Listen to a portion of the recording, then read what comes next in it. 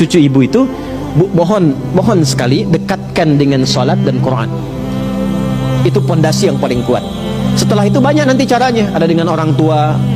Saya pertama menghafal itu, salah satunya wasilahnya itu, wasilah kan boleh pakai wasilah. Itu rumusnya di Quran surah kelima ayat 35. Ya, menjadikan wasilah untuk bermohon kepada Allah disebut dengan tawassul namanya. Nanti ada babnya. Ada tawassul yang dibenarkan, ada yang tidak dibenarkan. Ada bab dalilnya Quran surah 5 Al-Maidah ayat ke-35. Ya. Ya ayyuhalladzina amanu taqullaha wabtaghu ilaihil wasilah. Hai orang-orang beriman, tingkatkan takwamu kepada Allah dan carilah wasilah dengan takwa itu untuk mewujudkan keinginanmu.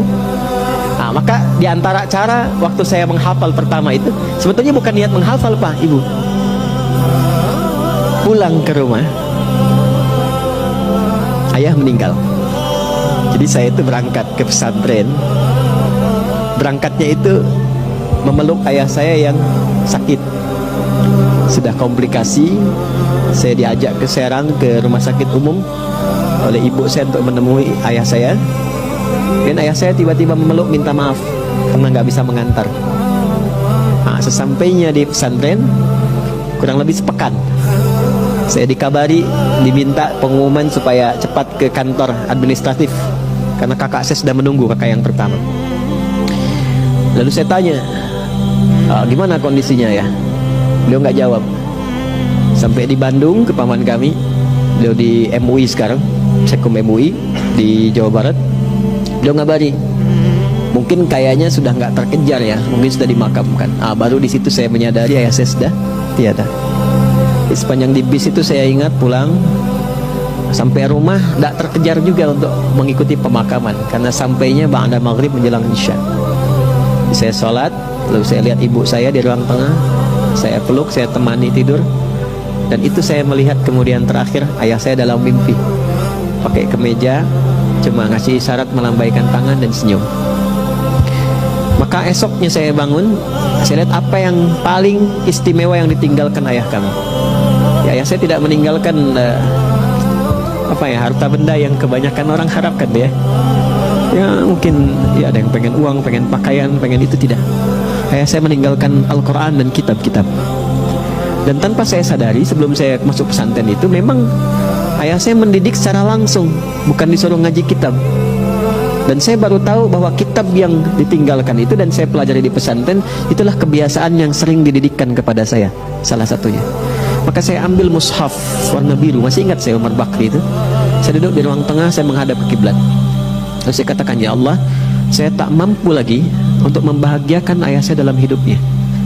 Maka berikan saya kesempatan untuk mengalirkan pahala dalam wafatnya, dan berikan kesempatan membahagiakan ibu dalam hidupnya. Maka saya baca Quran itu sampai saya nggak bisa berhenti. Saya baca sampai baru berhenti itu di 40 ayat Al-Baqarah. Baru saya sadar, berhenti. Begitu berhenti itu nggak bisa keluar lagi ayatnya. Jadi dari sejak saat itu kalau saya menghafal, nah itu cepat sekali. Sampai ke pesantren, kemudian pas masuk lagi pesantren, masuk pelajaran tahfidz, saya diminta ke depan. Dulu Ustadz minta menghafal 5 ayat Al-Baqarah. Itu begitu saya maju, nah lisan saya membacakan itu nggak bisa berhenti, terus sampai Ustadznya berkata cukup, katanya. Udah, sekarang kamu ganti tempat duduk Ustadz permisi. Jadi saya memberikan nilai, datang teman-teman datang, saya nilai.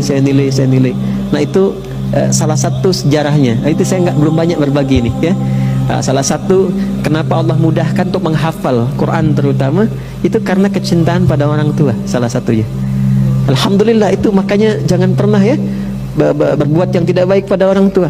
Kalau masih hidup sayangi ya, berbakti sebaik-baiknya. Jangan lihat apakah tua mudanya, sebaik-baiknya berbakti. Jangan pernah melukai hati kedua orang tua ya, berkhidmat, karena nanti berkahnya akan diberikan dalam kehidupan kita.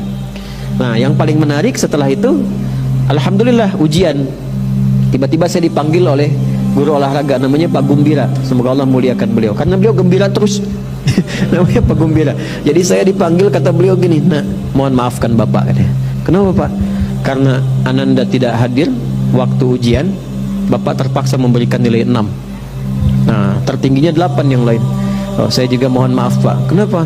saya tuh kemarin tidak bisa ikut karena ayah saya meninggal katanya. Oh begitu, baiklah, karena bapak berduka cita, bapak tambahkan 2 jadi 8.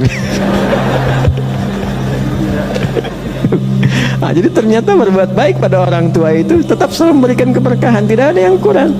Ya, jadi bahagiakanlah itu ya.